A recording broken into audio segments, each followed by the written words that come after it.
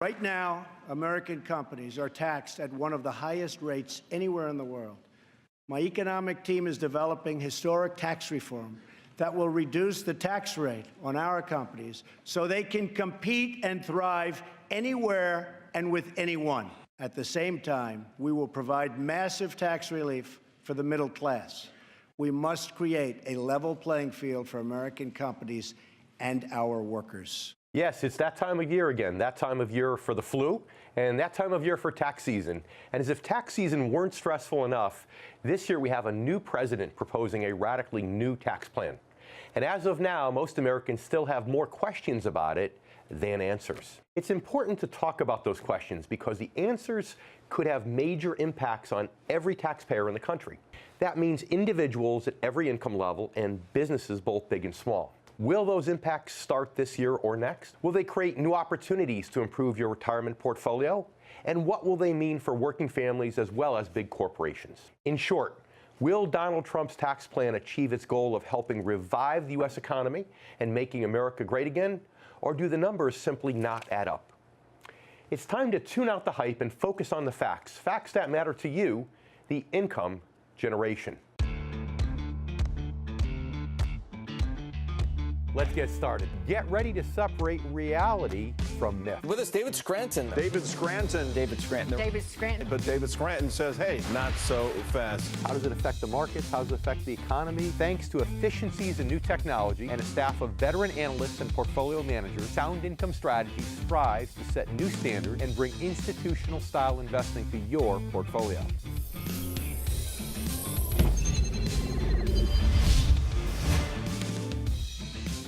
Hi, everyone, and welcome to The Income Generation. I'm David Scranton, your flu-ridden host.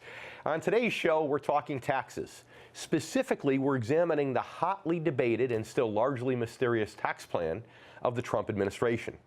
We'll look at what we know about the plan so far and which important details are still missing. We'll discuss how it might work, how it could fail, and what it might all mean for everyday investors saving for retirement. I simply cannot think of a better guest for this show than Steve Forbes. He's been an outspoken proponent of tax reform for many, many years. He's also run for president himself with taxation as his major campaign issue. Steve will be joining us shortly. We'll also get insights from some of my fellow financial advisors who know just how important tax laws and loopholes can be when it comes to helping clients build a solid retirement plan. But let's start with a basic overview of what we know so far about the Trump tax plan. If Trump's tax plan, as outlined now, becomes law, the rules for individual taxpayers will change dramatically. The biggest change would be a reduction in the top tax bracket from 39.6% to 33%, a 6.6% cut. That's just one aspect of Trump's proposal to consolidate existing brackets. Replacing the current 7 tax rates, there would now be only 3, 12%, 25%, and the top 33%. The new plan would also eliminate that pesky and sneaky net investment income tax of 3.8% that started during the Obama administration, along with the rest of Obamacare. The new top tax rate, yes, would be a true 33%, with the top rate on capital gains and dividends being a true 20%. We also know that Trump's plan would eliminate the estate tax, potentially giving you the chance to pass a valuable inheritance on to your heirs and loved ones completely tax-free. The key word there is potentially. As is always the case with tax proposals and finances in general, the devil is indeed in the details. And we don't yet have all of those details. One of the most commonly discussed parts of the Trump plan is the impact on corporations and small businesses. During Trump's campaign, he outlined easing crippling tax and regulatory burdens that may have driven many U.S. companies overseas. Currently, corporations pay a tax at a rate of 35%, which Trump has claimed is the highest tax rate in the industrialized world for corporations. His tax plan would slash that rate all the way down to 15%, with Congress proposing an alternative 20%. Overall, most businesses would make out well under the current Trump proposal. Better positioned to grow, they would in turn, hopefully, create new good-paying jobs. While Trump also plans to rework individual tax rates, the primary benefit to America seems to be reducing corporate rates so that there can be more jobs in total for hardworking Americans. Despite potential positive outcomes, not everyone is sold on the Trump tax plan. Many who support the plan admit it has a fair number of challenges. The main one is that these tax cuts far outweigh his proposed spending cuts. The question becomes, will the 4% economic growth he's aiming for be enough to make up for the shortfall? Or is our national debt about to spiral even further out of control under the Trump plan?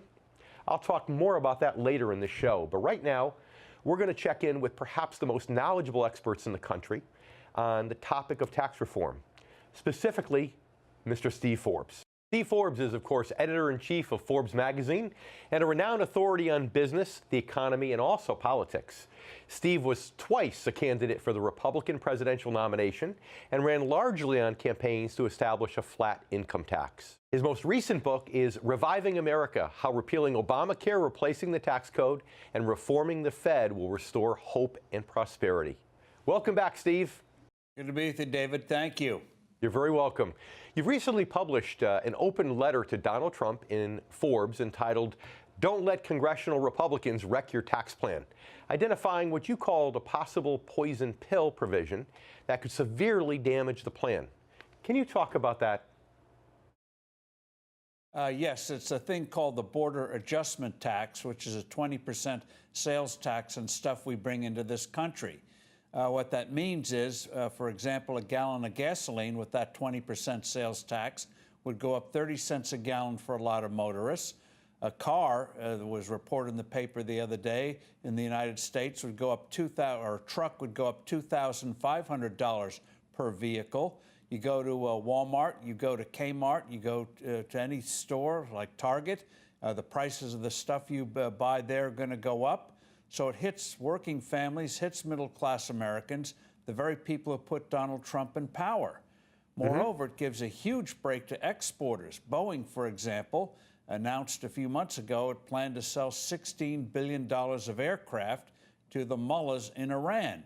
That $16 billion under this Republican border adjustment tax would be tax-free.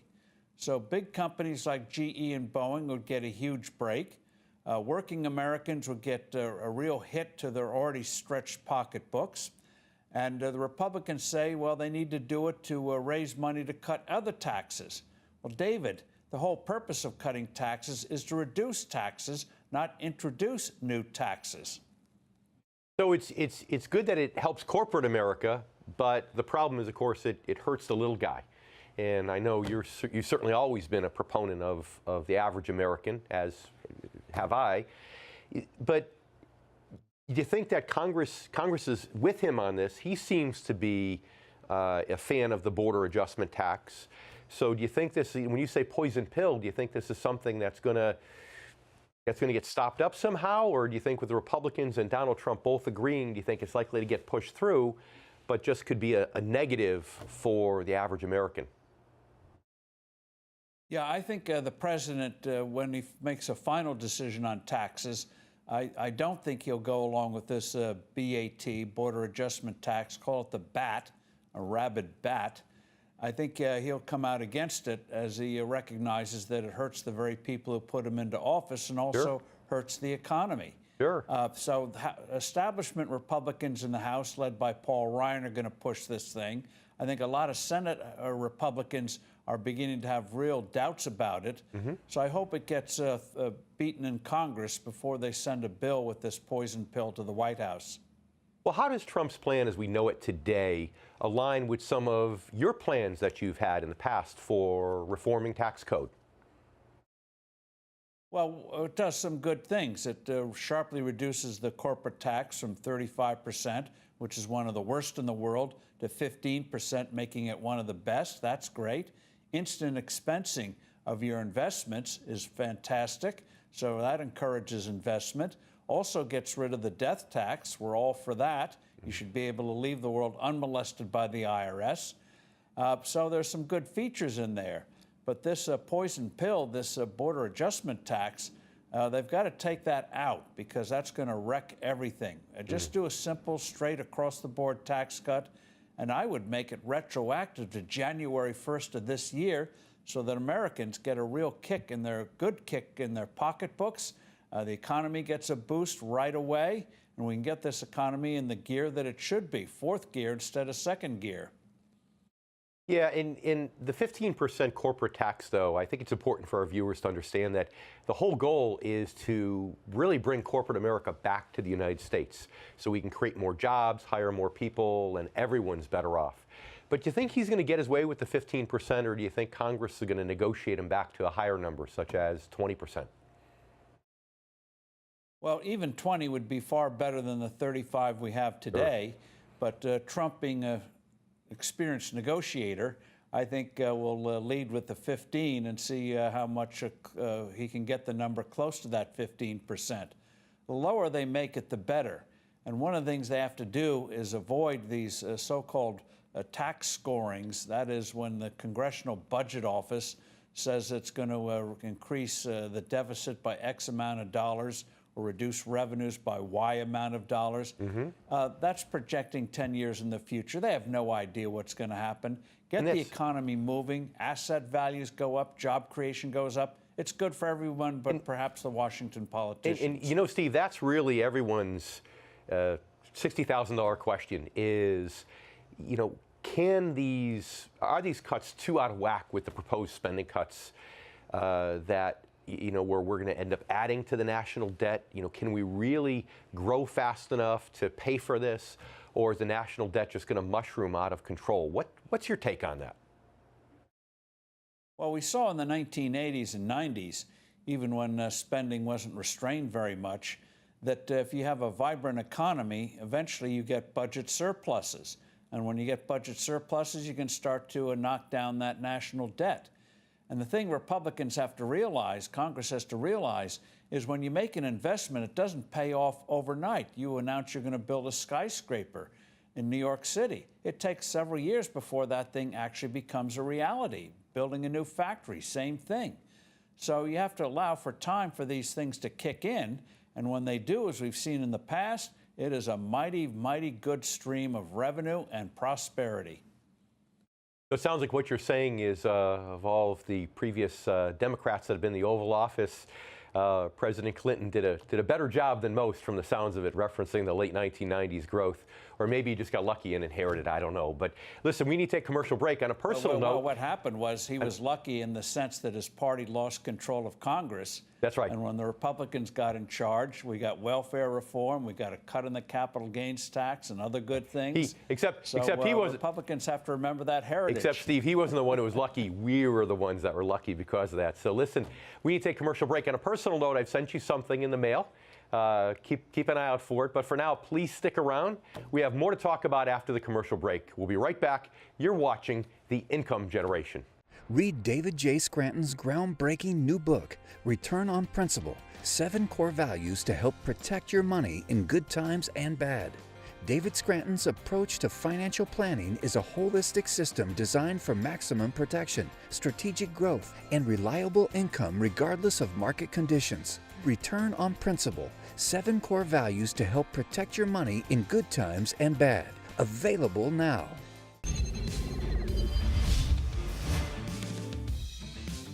Welcome back to The Income Generation. Now let's bring back our guest, Steve Forbes. Listen, let's continue our conversation. You know, what would be the most important keys, in your opinion, to President Trump having success with his tax plan? Well, the key thing is to get a good, straight, bold tax cut plan through. Don't put in this crazy 20% national sales border tax in. Make it clean, make it big. And I would push it through now, even though the Republicans are deep into health care. That's going to take a lot of work, a lot of controversy.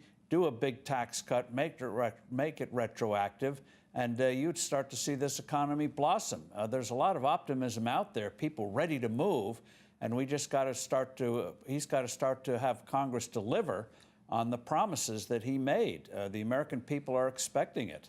Speaking of making it clean, you know, you've always been a proponent in the past of a flat tax. And of course, cleaning things up makes it much flatter, much fairer. His plan has 3 different tax brackets, which is the closest we've come since the Reagan administration, where we really had, you know, kind of sort of 2.5 tax brackets. Do you think the 3 tax bracket plan is a good plan? Is it close enough to a flat tax that it actually makes sense? It's a good step in the right direction, and the president's indicated in the past that he sees this as a first step, not a final one. You remember back in the 1980s, Ronald Reagan had two big tax bills, one in 1981, another one in 1986. So I think in a couple of years, we're going to get another bite at this apple, especially if Republicans keep the House in next year's congressional elections and increase their control of the Senate. Remember, next year there are 25 Democrat seats coming up in the Senate, only 8 Republican. If you have a vibrant economy, you could easily gain 8 to 10 seats. And by golly, if you get those 60 seats in the Senate, you can do a lot of good stuff and not have to worry about filibusters or the other obstacles that the liberals always throw up. Sure, sure. So we have to, hopefully make sure that, the grassroots effort that he's created with his followers continues through the next Senate election. Absolutely. Who do you think is going to benefit the most from these tax cuts? What's your opinion on that? I think if they go through with what he has proposed, everyone's going to benefit from it. Perhaps tax lawyers will have a little less work, but that's not a bad thing. They can spend more time with their families, and so can IRS agents. But for the American economy, the American people, American businesses, it will be great. It'll be great for the world economy as well, because if we show the way in reducing tax burdens can revive an economy, other countries will follow in our wake. Remember, back in the 1980s, when Ronald Reagan did his drastic tax cuts, 50 countries followed suit in the years after those tax cuts were passed. So it'd be good for everybody, except Democrats maybe, who are on the far left. Moderate Democrats will be happy too. It'll be good for them also. They just don't know it quite yet. But how about people who would look at a Steve Forbes, let's say, or maybe even a David Scranton for that matter, and say, well, they're benefiting the most. Their top tax bracket's going down by 6.6%. If you throw in the removal of the investment income tax, that's another 3.8. So now you're benefiting by 10%. How about those people who say, well, we could afford to pay a little more? And what if we did pay a little more? What if we paid a little bit more, but Congress actually did something that is never talked about these days, such as paying down the national debt? How would you respond to those types of claims from the left? Well, as John Kennedy and Ronald Reagan demonstrated, when you cut tax rates across the board, which is what Donald Trump is proposing in that tradition, not only does everyone benefit, but the whole economy benefits. You're not trying to pick winners or losers. And by increasing deductions, standard deductions for people, they get more money in their pockets under the Trump plan. They've made that very explicit. Everyone's going to get a nice tax cut. And we also know when you reduce tax rates, that encourages more investment. We haven't had a lot of business investment in recent years. So it's win-win for everyone. Don't try to pick winners and losers. Rising tide, as John Kennedy said, raises all boats. And if you worry about me and want to say Steve Forbes cannot participate in this tax cut, fine. As long as the rest of the country is doing well, I'll do fine too. That's right. And I feel exactly the same as you do. So in the last 20 seconds or so we have left, it sounds like what you're saying is that the tax plan is almost perfect. If Donald Trump can negotiate away this border adjustment tax, then it becomes pretty much a perfect tax plan. Is that in a nutshell, is that your summary? It's a very good tax plan, and it lays the foundation, as he has said in the past, for doing even greater things in the future. This will help get the economy off its back. We're still in second gear. You do get the economy moving. That creates the political capital to do even more things down the road. Absolutely. Great. Steve, well, we're out of time. Time flies when you're having fun. Good luck recovering with your shoulder. I hope you feel better. And Steve, thanks so much for joining us today. What's important here is we want to deliver a middle-income tax cut. We want to simplify personal taxes, and we want to make business more competitive. Our businesses are uncompetitive. They're not on a level playing field. And that's why we have trillions of dollars of cash sitting offshore. That's why we have jobs being moved out of this country. We are determined to make U.S. business competitive. And that's big business and that's small business. And we're listening to what people have to say, and we're going to incorporate that into the plan. You just heard from President Trump's Treasury Secretary, Steven Mnuchin, discussing Trump's tax plan. I said Mnuchin properly. I said it twice. There it is. The president is clearly trying to streamline taxes for both individuals and corporations. In total, Trump's tax plan, as written, would reduce federal tax revenue by an estimated $6.2 trillion over the next 10 years. This according to the Tax Policy Center. While there is some speculation and criticism about tax reduction for top wage earners in America, many economists and businessmen, like Trump, believe that putting more money in the hands of business owners and decision makers is the key to growth. It's the key to expansion and the key to prosperity for everyone. Party politics aside, Trump campaigned on reducing the size of government. Revenue available for federal programs would shrink by somewhere between $4.4 trillion and $5.9 trillion over 10 years, according to the Tax Foundation. The missing ingredient, of course, in these figures has to do with economic growth. If Trump can achieve the 4% annual GDP growth that he's aiming for, then his tax plan could work. Corporations and small businesses would be paying less, but they theoretically would be paying taxes on increasingly larger and larger profits year after year. Percentage-wise, that could fill the gap between the apparent shortfall that exists now between Trump's revenue reductions and spending cuts. But what if that 4% growth doesn't happen? It faces plenty of challenges, which we talked about on a recent show called Can Trump Do It? It's possible, of course, but right now it's only a projection. And the reality is that most projections are facts based upon fiction. As a financial advisor, I know this firsthand. That's why when I'm helping a client create a 30-year retirement plan, I limit my use of projections. Because if one variable changes, then over the course of 30 years, the entire plan could be weakened or even completely rendered unviable. In fact, that's why I ultimately became a specialist in fixed income strategies. There are simply fewer unknown variables with fixed income.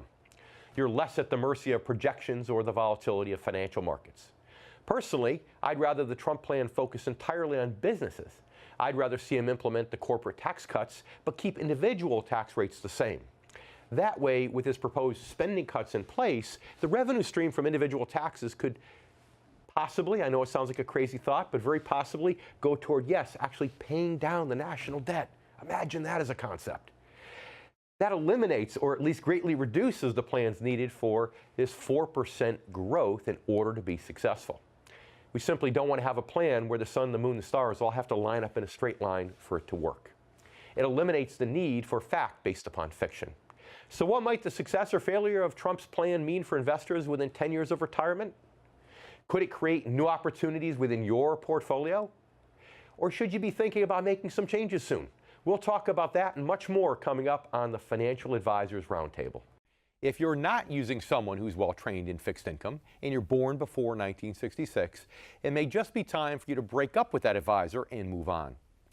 I would suggest someone who will care for you through these important years of your life.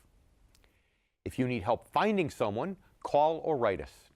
I'd also like to remind you of the special report entitled The Income Generation. This is available free to you, our loyal viewers, online. If you haven't downloaded your report, pick it up after the show.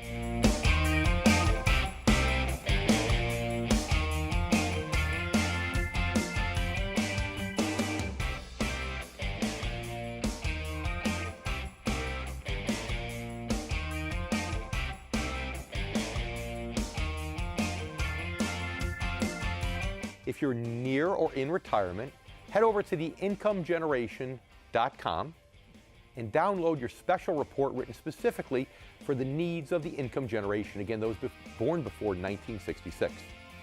I'm David Scranton, and you've been watching The Income Generation. And welcome back to The Income Generation. I'm John Bachman. Here's your Newsmax Finance Update. A quick recap of the stories that moved the markets this week.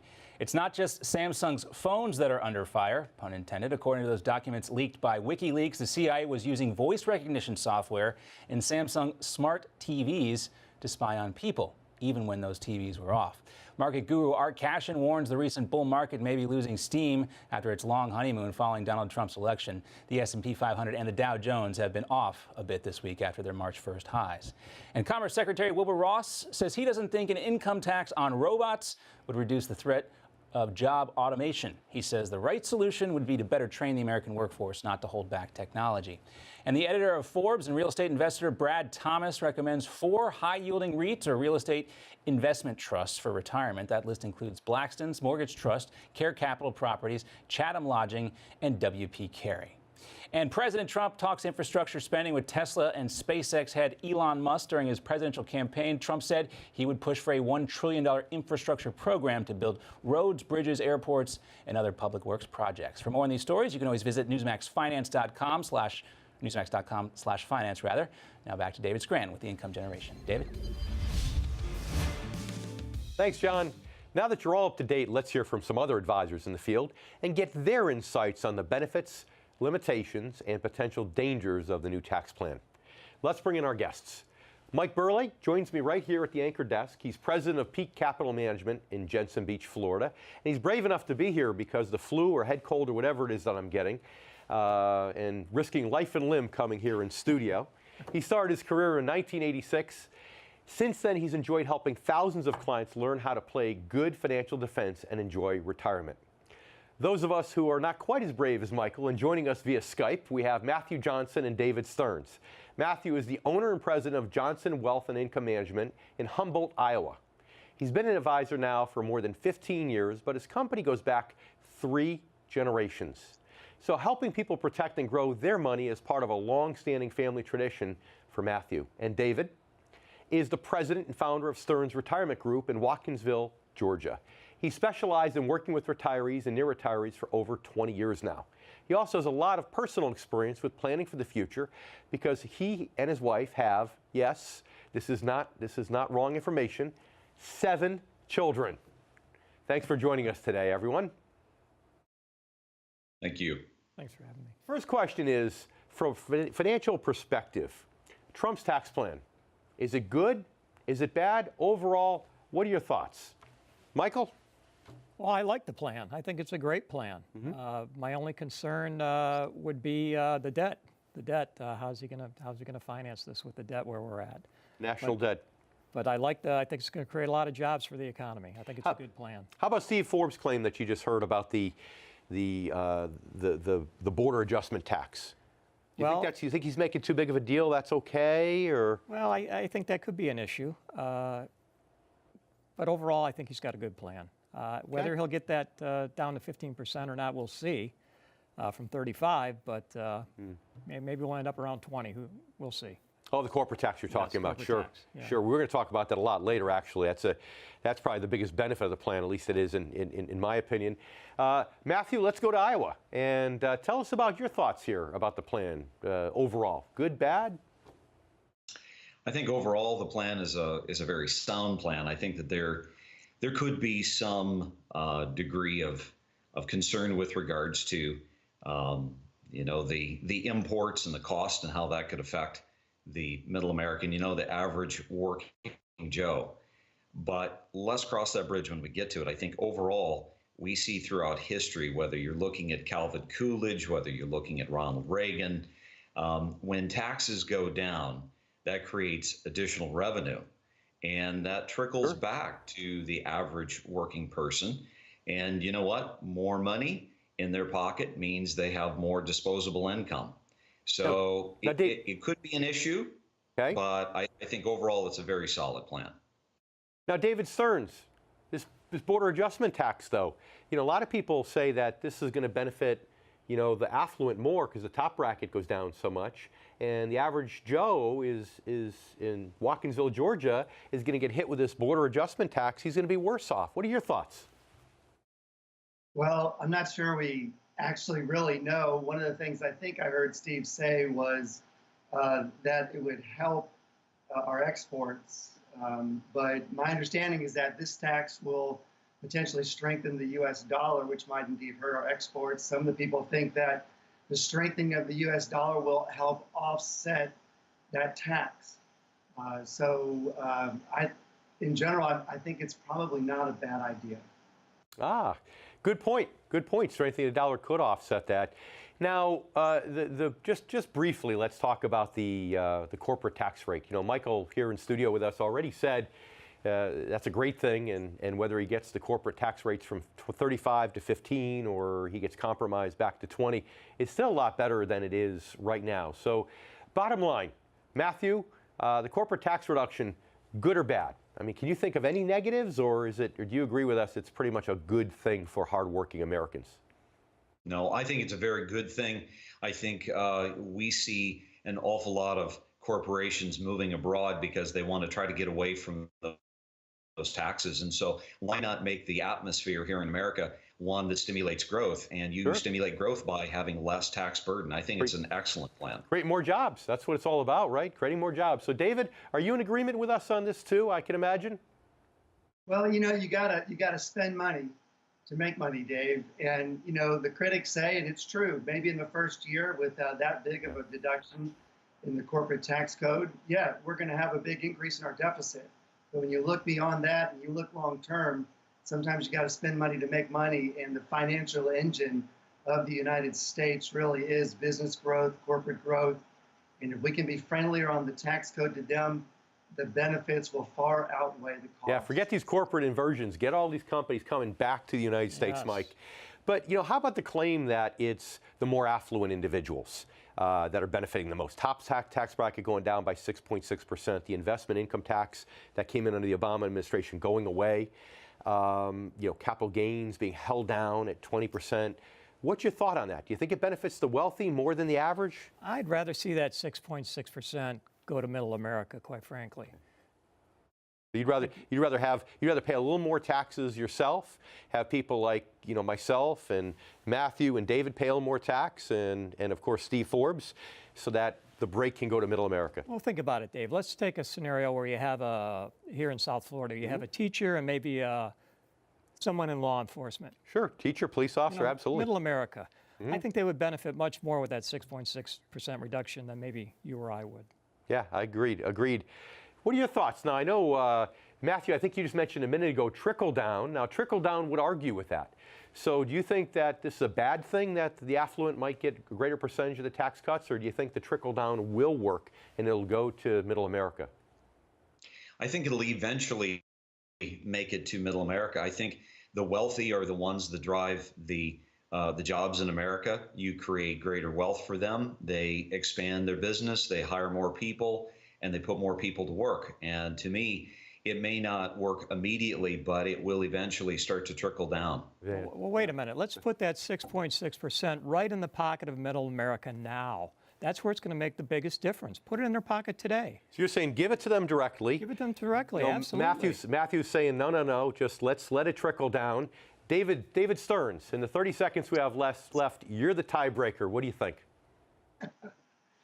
Well, I have maybe a different perspective. I'm not so sure we need to be so friendly to the ultra wealthy in our country. That 3.8% investment tax has only really increased their tax burden by about $23,000 a year. That's not that big of a deal. Most people don't realize it. But from 1936 to 1981, the top federal income tax bracket never went below 70%. I think taxes are on sale for the wealthy. Yeah, so that's a great point. So at this point, the affluent are still a heck of a lot better off than they have been at recent times within history. So interesting. Okay. So we broke the tie. So David broke the tie. You saw it right here on the income generation. I'm going to ask all y'all to stick around and talk a little bit more after the commercial break. You're watching the income generation. This is fun. This is great. 3, 2, 1. I'd like to take a few seconds and tell you why I decided to write the book entitled Return on Principle. Basically, it all boils down to this. Let's face it, you deserve to live a happy retirement. It's as simple as that. But for many, the subject of money, finance, and math is complicated. Here's a fun fact. Many Americans claim that they'd much rather clean a toilet than calculate a tip in a restaurant. Thank you, I guess. But it doesn't have to be that complicated. Using the 7 core values I outline in my book, you too will be able to build a life based upon the right core principles. Cut.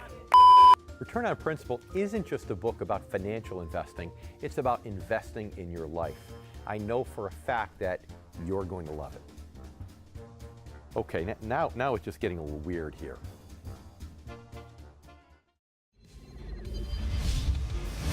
Welcome back to The Income Generation. I'm David Scranton, your host. Let's bring our advisors back in. We have Mike Burley right here at the anchor desk. We have Matthew Johnson and David Stearns via Skype. Thank you all for sticking around. Now, Mike, you threw me a curveball there just a minute ago. You know, our guests here on Skype, you know, they come from very conservative states. Remember the map on election night, the red states, the blue states? So they come from Iowa, they come from Georgia. And Florida technically is a red state too, but you sounded a moment ago like a total left-wing liberal when you said, give all the money to the middle class. Let them have it now. Not so fast, Dave. Not so fast. I'm not a left-wing liberal. Let me explain it. I don't know if your audience realizes, to hit a 39.6% tax bracket, you know what your income is if you're single? It's over $420,000 a year. And if you're married, it's almost $500,000. How much difference is that going to make? 6.6%. That's right. Somebody like that. Those people should be able to afford to pay for it in theory. That's exactly. And if you want to go take a vacation and drop $10,000, you can do it in a heartbeat today. You don't have to think about that. Okay. But the middle class, a young couple like I explained, that's a big deal to them. That extra money in their pocket could go towards their college fund for their children, towards their retirement account. I think it hits home better at the middle class. Okay, so gentlemen, so there's hope for our good friend Michael, who's here on set with me. He's not the bleeding heart liberal that we all thought he was perhaps a minute ago. So what are your thoughts? If there was one component here that helps the middle class, that helps the wealthy more, that maybe if we had a compromise and get rid of that, what would it be? What would you think? Would you rather get rid of the reduced capital gains rate? Would you rather have it be a higher rate? Would you rather keep the investment income tax? Or would you rather just keep the top regular income tax bracket at 39.6? In other words, gentlemen, if we had to pick one thing to give back to Congress in negotiating that would cause the affluent to pay more tax to help the middle class, what would that be? I need your opinions. Matthew, why don't you go first? Well, first, I want to go back to something that I think we haven't really covered first, and that's the investment expensing. Okay. You know, I work with a lot of business owners, and the reality is I think that there is parts of this plan that are immediately giving back to people. You know, if you're a farmer, you're a small business owner, and you invest capital into your business, the ability of being able to immediately expense all of that capital investment in your business, that's an immediate yeah, but hold on. Time out, Matthew. Time out. I have to stop you there. We had this back in 2010, 2011, and most people never took advantage of it. 2010, 2011, you could take 100% depreciation on an asset put into business, into place for those 2 years. And so few people did it. It didn't do anything to stimulate the economy. So I know your real aspirations are someday to run for governor of Iowa and run for politics. But try not to do the political thing here and dance around the question. Give me an answer. Of those things, what do you think is the thing that the most is a giveaway that we could push back to Congress and say, hey, you know, let them pay more ordinary tax, or let them pay higher capital gains, or let's keep the investment in income tax? If you had to pick one out of three, which one would it be? If you forced my hand, it would be keeping everything at making the affluent pay more in ordinary income tax. Ordinary income tax. Okay. Now, David, and I appreciate that straightforward answer, by the way, Matthew. Now, David, you know, he says ordinary income tax. Matthew does in Iowa. You know, Michael right here sitting in studio said, well, not so fast. It's really only affecting, you know, people that are over $400,000. But yet, there's a lot of people today making $400,000 that maybe aren't living as comfortably as they were 20 years ago. What are your thoughts? Is that the give back, or is it the capital gains rate, or is it the investment income tax? You tell me. Maybe I'll throw a wrench in the equation here. First of all, I think it's a great question, and I'm very much in favor of reducing the corporate tax structure. Of course. And then, as we do that, possibly changing the way that those who are making a lot of money on their investments, how they pay the taxes on those investments. An interesting article this morning in the Wall Street Journal. These guys were suggesting that those dividends and interest and doesn't matter what it is, would be all taxed as ordinary income in the year that they earn it. And so I'm in favor of the wealthy. I wouldn't have a problem keeping the 39.6 either. I feel like if we do what we're supposed to do with the corporate taxes, we're going to stimulate this economy, and that's what we got to do. All right, I was about to accuse you, by the way, of running for governor of Georgia at some point in the future. I thought you were dancing around the question, but you did circle back and you managed to answer it.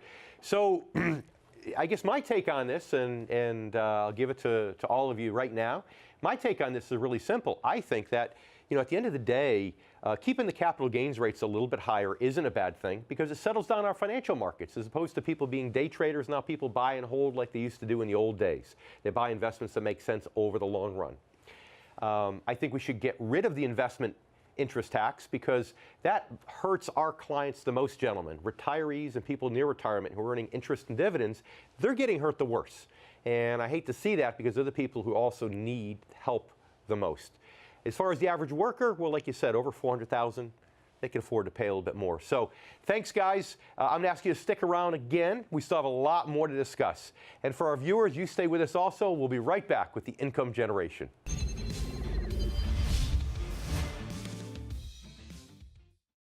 If you're near or in retirement, head over to theincomegeneration.com and download your special report written specifically for the needs of the income generation. Again, those born before 1966. I'm David Scranton, and you've been watching the Income Generation.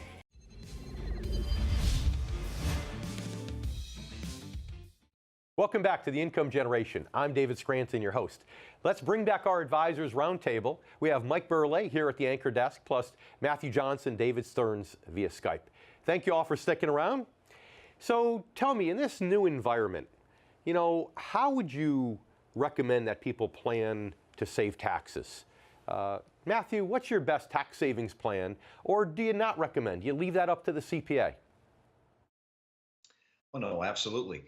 I think you need to make your working capital work for you. And although we never let the tax tail wag the dog, we do as much as we can to invest in ourselves, to invest in our retirement before we would ever give a dollar to the IRS. I believe the effort of President Trump right now is to try to put a focus on less tax burden.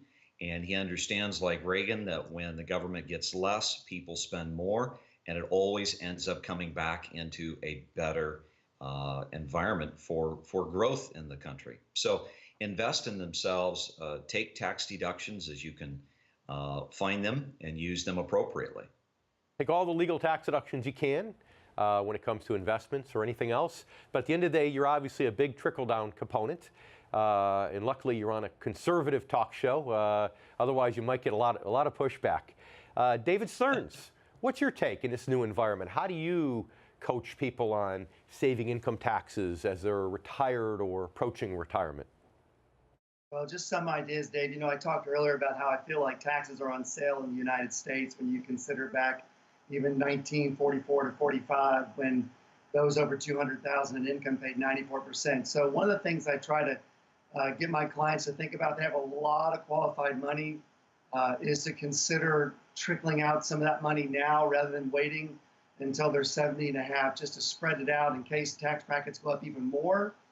That's one of the ideas. The other thing would be investing for income with getting some dividends, which are going to be taxed more favorably if they're qualified dividends as long-term capital gains.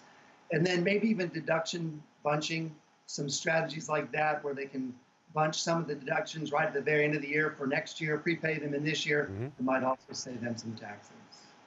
That's great. You're talking about dividends, the reduced rate. There's a lot of things you could do reasonably conservatively with dividends. That's a great strategy. And also quite interesting that you were saying maybe take some money out as a backup plan now in case taxes go up in the future. Very good point. If he hits his 4% marker, and if that's enough with repealing Obamacare to pay for these tax cuts, great. But if not, then you're absolutely correct, David, that tax rates are likely to go up a lot in the future, and we need to protect ourselves against it. So when tax rates are low, take advantage of it. During the Reagan administration, for example, there are plenty of years there where people took taxes out of IRAs and qualified plans at a lower tax bracket. In retrospect, it would have been a smart plan. I know there's a lot of people kicking themselves for not having done that. So thanks, guys. I'm going to ask you all to stick around. We have a lot more to talk about when we return. Stay with us. We'll be right back.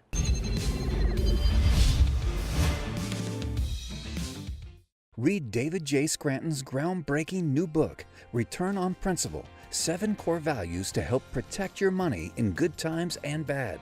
Discover practical solutions to the financial challenges facing today's generation of retirees and near retirees. David Scranton's approach to financial planning is a holistic system designed for maximum protection, strategic growth, and reliable income regardless of market conditions. Available now.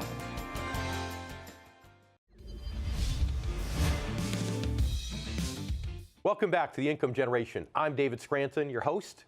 Let's bring our Advisors Roundtable back in. We have Mike Burley here at the anchor desk, plus Matthew Johnson, David Stearns via Skype.